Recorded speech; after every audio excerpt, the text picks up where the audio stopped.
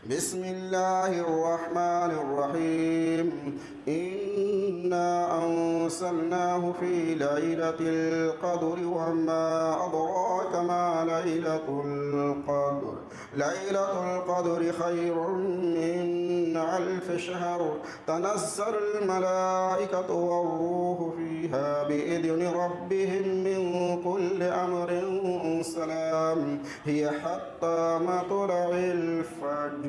تمام قسم تعریفات وحدہ لا شریک خالق کائنات مالک ارض السماء کے لیے ہیں، جس کی ہم تعریف اور بڑائی بیان کرتے ہیں، وہی عبادت اور بندگی اور پرستش کے لائق ہے۔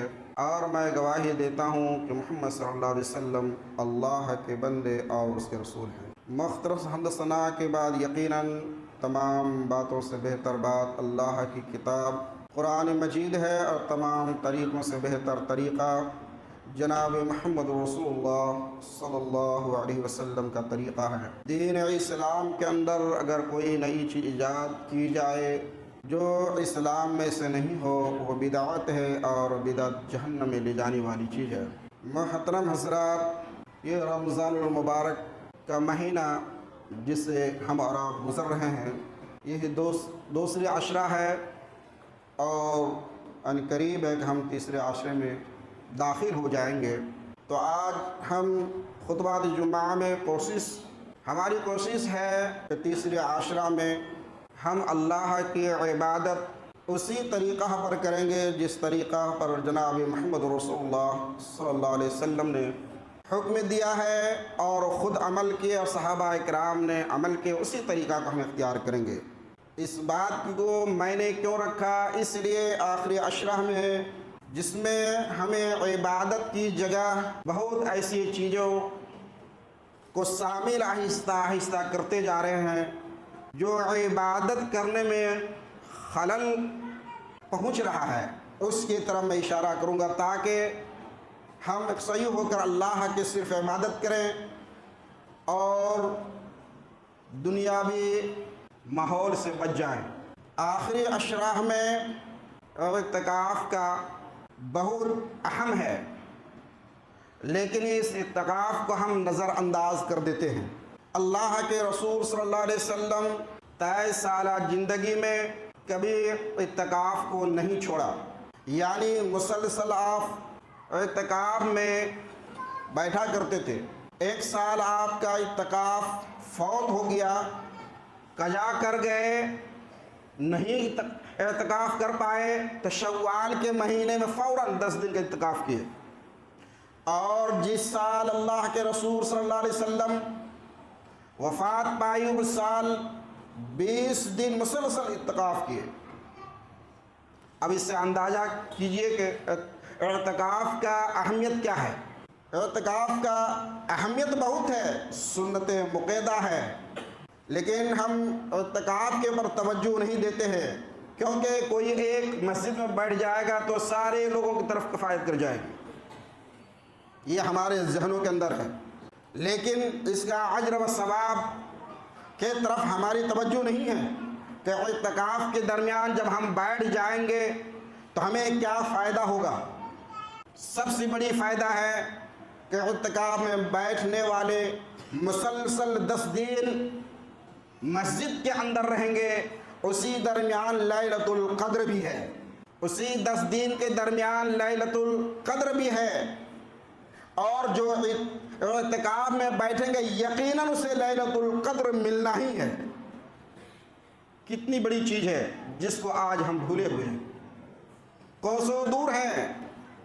نوجوان سوچتے ہیں کہ بوڑھے بزرگ بیٹھیں گے، اور جو عمر دراز بوڑھے ہیں وہ سوچتے ہیں کہ پورے دنیا کے بوجھ میرے اوپر ہے، اس لیے ہم نہیں بیٹھ پائیں گے، تو چلو کوئی معصوم بچوں کو بٹھا دیا جائے۔ حالانکہ اعتکاف میں بیٹھنے کے لیے عقل شعور بالغ ہونا شرط ہے، ایسے لوگوں کا بیٹھنے کا حکم ہے، لیکن چھوٹے چھوٹے بچے بیٹھ جاتے ہیں۔ اور جو اعتکاف کا حکم ہے، جس طریقے کے ذریعے سے ہم اعتکاف میں وقت گزاریں گے، اس سے ہٹ جاتے ہیں، کیونکہ وہ معصوم بچے ہیں، بہت سارے چیزوں کے ذہنوں کے اندر ہے جس کی وجہ سے کبھی کبھار ادھر ادھر بھٹک جاتے ہیں۔ بہرحال تو اعتکاف کے متعلق عائشہ صدیقہ رضی اللہ عنہا بیان کرتی ہیں کہ اللہ کے رسول صلی اللہ علیہ وسلم ہمیشہ 10 دن اعتکاف کرتے تھے۔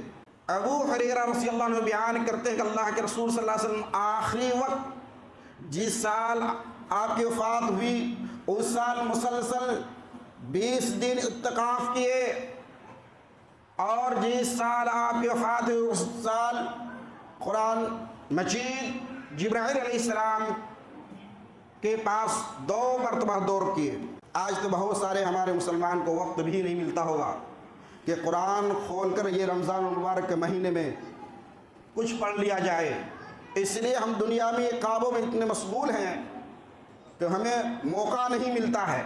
حالانکہ قرآن کی فضیلت آپ خطبہ جمعہ میں سنے ہوں گے کہ ایک حرف پر 10 نیکی، اور 10 نیکی کے دس گناہ بڑھا کر یعنی 700 تک نیکیاں ملتی ہے اس خاص رمضان مبارک کے مہینے میں۔ اس کے اوپر ہم اہمیت نہیں دیتے، اور فرض نماز کی اہمیت بڑھ جاتی ہے اور سنت کی اہمیت فرضوں تک پہنچ جاتی ہے۔ اب اندازہ کیجئے یہ فضیلت ہمیں اور آپ کو ملی ہے، اسے ہمیں قدر کریں۔ اعتکاف میں بیٹھنے والے کے لیے کچھ شرط ہے۔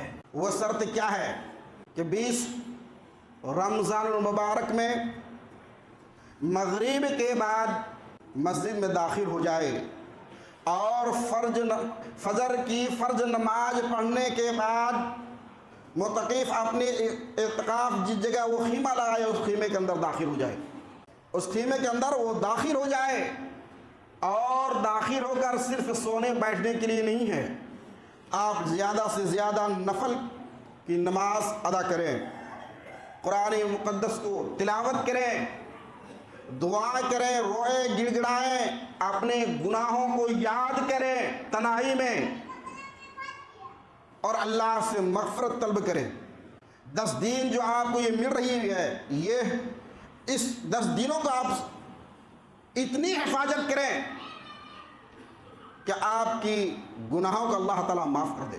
صرف اپنے تک محدود نہیں بلکہ اپنے اہل عیال، پڑوس، اہل محلہ اور تمام مسلمانوں کے لیے بھی دعا کریں۔ اس لیے جب آپ اعتکاف میں بیٹھیں گے تو آپ کو لیلۃ القدر یقیناً ملے گی۔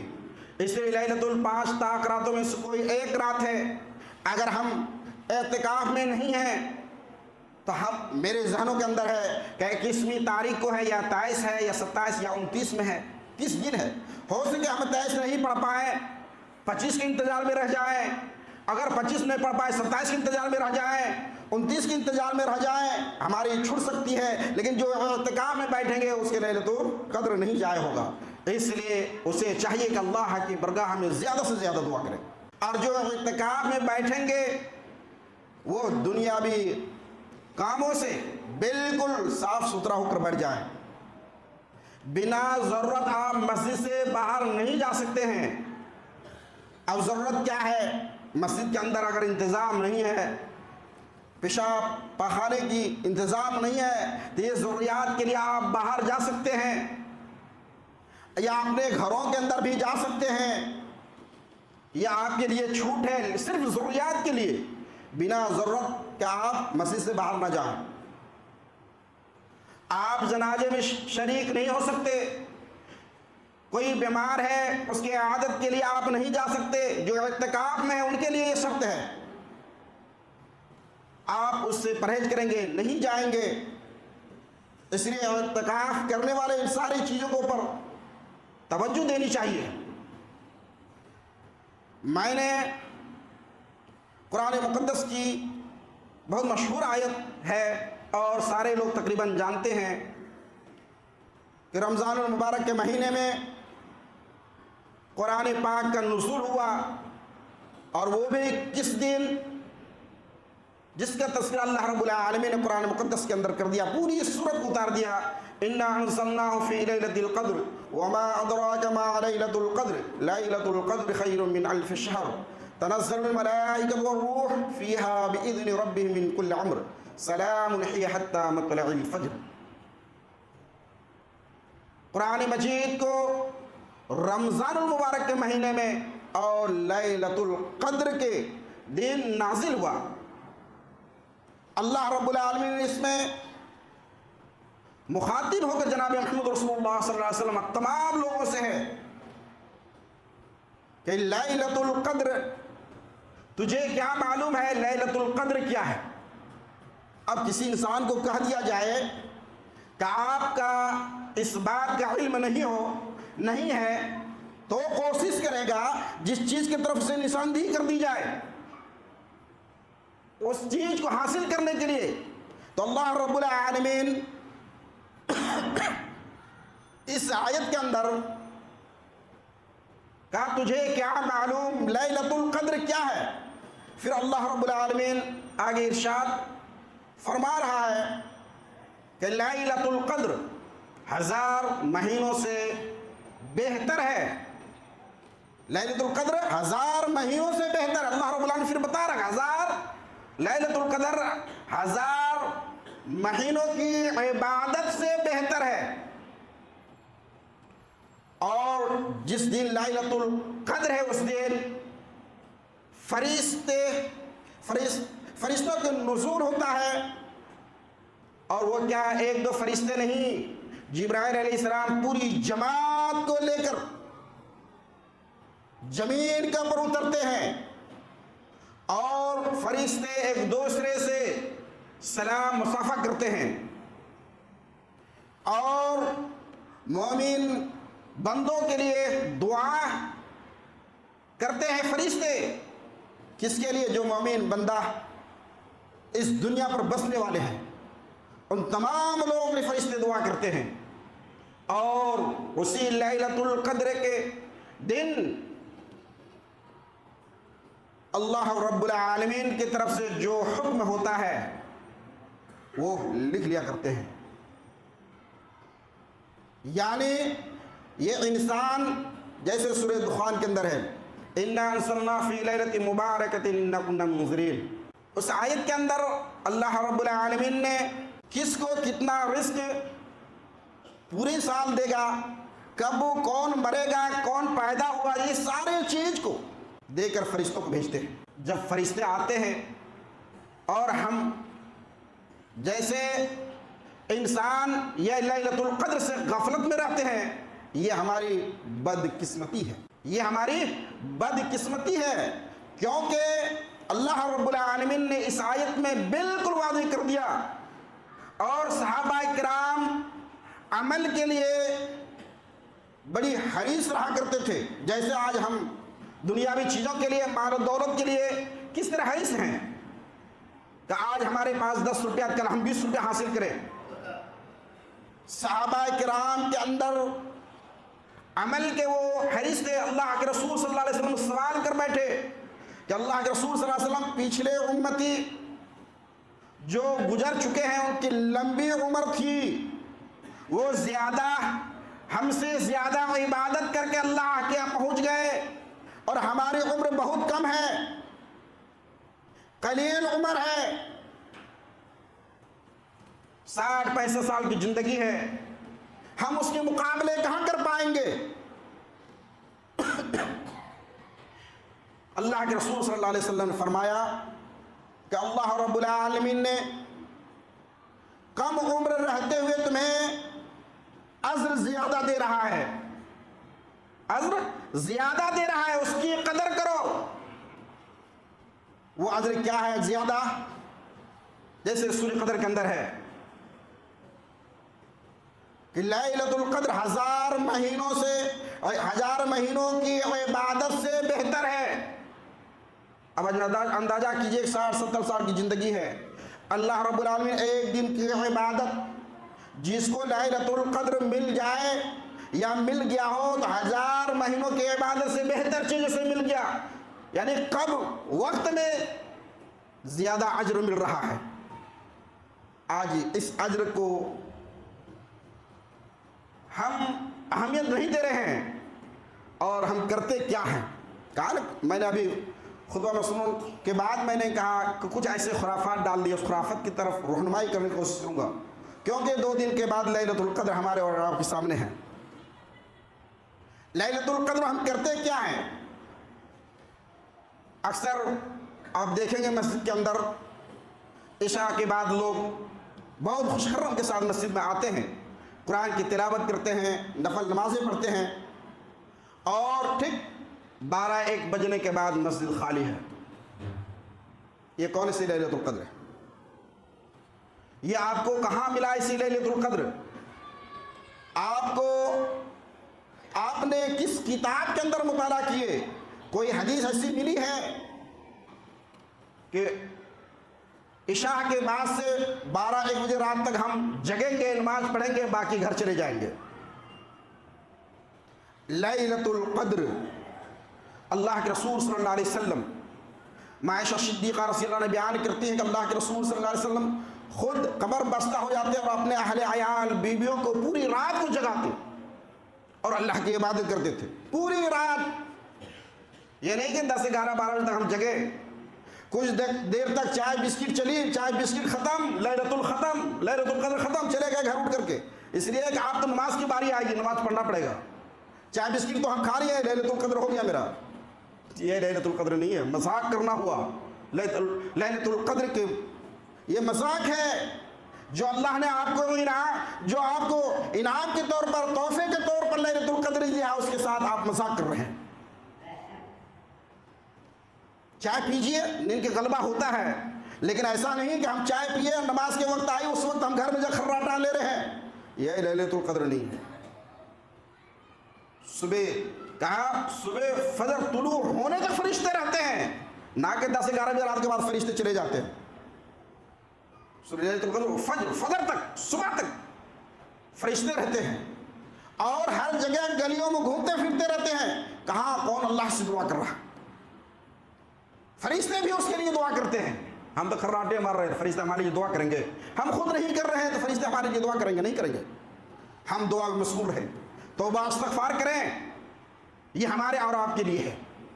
دوسری بات یہ ہے, حدیث کے اندر غریبوں, مسکینوں, فقراء کو افطاری کرانے کا حکم ہے. کن کو ہے؟ جو غریب ہیں, مسکین ہیں, فقراء ہیں, ان کو افطاری کرانے کا حکم ہے.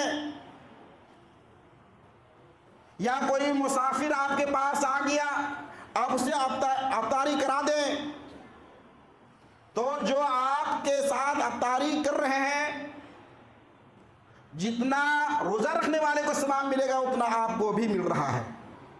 لیکن اب افطاری کے نام پر افطار پارٹی ہو گیا ہے. کچھ لوگوں کو تکلیف ہوگی, معاف کیجئے گا. کیا ہوتا ہے افطار پارٹی؟ اس میں مسلم, غیر مسلم سارے لوگوں کو دعوت دی جاتی ہے, اور اس افطار پارٹی میں غریبوں کو نہیں دعوت دی جاتی ہے. چن چن کر گھروں تک لوگ پہنچتے ہیں کہ میرے یہاں آج افطار کی پارٹی ہے. کس کو چنتے ہیں؟ جس کو اللہ نے ہر طرح سے گھر میں رزق مہیا ہے, جو گھروں میں اچھے سے اچھے عمدہ افطار کر لیتے ہیں, ایسے لوگوں کو جا کے دعوت دیتے ہیں. کیا آپ کو کہیں حدیث ملی ہے ایسی؟ اگر کسی کے پاس ہے تو برائے کرم رہنمائی کر دیں, تاکہ اس میں ہم بھی عمل کرنا شروع کر دیں گے. اس لیے حدیث میں ذخیرہ موجود ہے. ہو سکے ہم کو نہیں ملا ہو, آپ کو ملی ہو تو برائے کرم رہنمائی کر دیں. یہ پارٹی کے نام پر خرافات پیدا کر رہا ہے اسلام کے اندر. مسکینوں کو پوچھنے والا نہیں ہے, غریبوں کو کوئی پوچھنے والا نہیں ہے. ہمیں چاہیے غریبوں تک پہنچانا. جو مسکین ہیں, جس کے گھروں میں صحیح سے افطاری نہیں کر پاتا, آج بھی ایسے بہت سارے لوگ موجود ہیں, لیکن وہ زبان کھولتے نہیں ہیں. سورہ بقرہ کو آپ مطالعہ کریں گے تو آپ کو پتہ چلے گا کہ بہت ایسے لوگ ایسے ہیں کہ آپ کے سامنے وہ پریشان ہیں، غربتی سے گزر رہے ہیں، لیکن کبھی آپ کے سامنے زبان نہیں کھولیں گے۔ کہا ایسے لوگوں کو پر توجہ دی جائے، اور جو مسکین غریب ہے جو آپ جان رہے ہیں ان تک پہنچائیں، وہی آپ کا عذر ملے گا۔ اس کے دل کی آہٹ جو نکلے گی، اور جو دعا اس دل کی آہٹ سے نکلے گی، ہاتھ اٹھائے یا نہ اٹھائے، وہ دعا آپ تک پہنچے گی۔ ایسے غریبوں کو، محتاجوں کو تلاش کر اسے کھلائے۔ پارٹی کے نام پر شور گل نہ کریں۔ شور گل کیا ہے؟ آج میڈیا کی زمانہ ہے، آج افطار پارٹی کریں گے، سامنے لوگ بیٹھ جائیں گے، تصویر کھینچیں گے، میڈیا پر چھوڑ دیں گے، ہمارے محلے میں اس طریقے سے پارٹی ہوئی تھی، افطار پارٹی میں نے کیا تھا، برسوں تک لوگ دیکھتے رہیں گے، یقیناً دیکھیں گے۔ دنیا میں آپ کی شہرت ہو جائے گی، لوگ آپ کو باہ باہ کریں گے، باباہی دیں گے، شاباشی دیں گے آپ کو، لیکن آخرت میں نیکی نہیں ملے گی۔ اس دھوکہ میں آپ نہ رہیں کہ دنیا میں شہرت مل گئی، آخرت میں حصہ مل جائے گا، نہیں۔ بہت سے ایسے حدیثیں ہیں کہ بہت سارے ایسے عالم ہوں گے کہ دنیا میں شہرت پائیں گے، لوگوں کے درمیان شہرت ہو جائے گی، لیکن آخرت میں اسے حصہ نہیں ملے گا۔ بہت سے ایسے اللہ کی راہ میں شہید کیے جائیں گے، لڑیں گے، لیکن لوگوں کو دکھاوے کے لیے لڑیں گے، ان کو بھی آخرت میں حصہ نہیں ملے گا۔ للہیت چاہیے، اللہ کی ڈر و خوف ہو، اور اللہ کے ڈر خوف سے اگر تھوڑی سی عبادت کیے، وہی عبادت آپ کو کل محشر کے میدان میں کامیابی ملے گی۔ صدقہ کے متعلق اگر کوئی ایک کھجور ہی صدقہ کر دے، اللہ رب العالمین اسے اپنے ہاتھوں میں لیتے ہیں، پہاڑوں کے برابر کر دیتے ہیں، بڑھا دیتے اس نے کیا کو۔ تو ہمیں ایسی کام کرنی چاہیے، شہرت کے لیے نہیں بلکہ فائدہ حاصل کرنے کے لیے۔ تو جو بھی افطار پارٹی کریں وہ غریبوں کی دعوت دیں، اور پارٹی کر کے شور گل کرنے کی ضرورت نہیں ہے، آپ ان غریبوں تک پہنچا دیں تاکہ کسی کو پتہ بھی نہ چلے۔ یہ ہے اصل مقصد افطار کی، لیکن مقصد پلٹ گیا، خرافات بہت ساری چیز اس میں ہے۔ افطار ہونے کے بعد کچھ پتہ چلا گائے، کچھ بکری، کچھ بھینس افطار کی سامان کھا رہی ہے، کچھ کوڑا کرکٹ میں پھینکے ہوئے ہیں، دیکھیں میڈیا کے ذریعے سب کو پتہ چلے گا، پورے روڈ پر پھینکے ہوئے، کوڑے میں پھینکے ہوئے ہیں، کتنے غریب بھوکے پیاسے ہوں گے، ان کے دل کے آہٹ کو آپ سمجھنے کی کوشش کریں۔ بہرحال یہیں پہ اپنے گفتگو ختم کرتا ہوں۔ اللہ سے دعا گو ہماری الہ ہم تمام مسلمانوں کو کتاب اللہ اور سنت رسول اللہ کے مطابق عمل کرنے کی توفیق عطا فرمائے۔ اللہ سے دعا گو ہماری الہ ہم تمام مسلمانوں کو 5 وقت کی نماز پڑھنے کی توفیق عطا فرمائے، آمین۔ ایک اور مسائل اہم چیز ہے، وہ ہے اعتکاف کے لیے عورتوں کی اعتکاف۔ اللہ کے رسول صلی اللہ علیہ وسلم کے زمانے میں عورتیں مسجد میں آ کر اعتکاف کیا کرتی تھیں۔ آج کچھ خواتین ہیں کہ اپنے گھروں میں اعتکاف بیٹھتی ہیں، گھر میں اعتکاف نہیں ہے، اور اعتکاف مسجد میں ہے۔ اگر مسجد میں ایسی انتظامات ہو جہاں کے پردے کے خیال ہو اور بالکل مردوں سے الگ تھلگ جگہ ہو، ایسی انتظام ہے تو آپ مسجد میں آ کر اعتکاف بیٹھ سکتی ہیں، کیونکہ گھر میں اعتکاف کرنے کا حکم نہیں ہے اور کوئی حدیث بھی نہیں ہے۔ برائے کرم اگر ایسی انتظامات ہیں تو مسجد میں آ کر اعتکاف کریں گے، تاکہ مرد عورت کو بالکل الگ جگہ ہو۔ اگر الگ جگہ نہیں ہے تو یہ اعتکاف ایک سنت ہے، اور عصمت کو بچانا، عزت آبرو کو بچانا یہ فرض ہے۔ تو ہمیں سنت کے چکر میں فرض کو جائز نہیں کرنا چاہیے، فرض کو مد نظر رکھتے ہوئے اپنا کام کرنی چاہیے۔ بہرحال اعتکاف کی جگہ مسجد ہے، گھر نہیں ہے۔ وآخر دعوانا الحمدللہ رب العالمین۔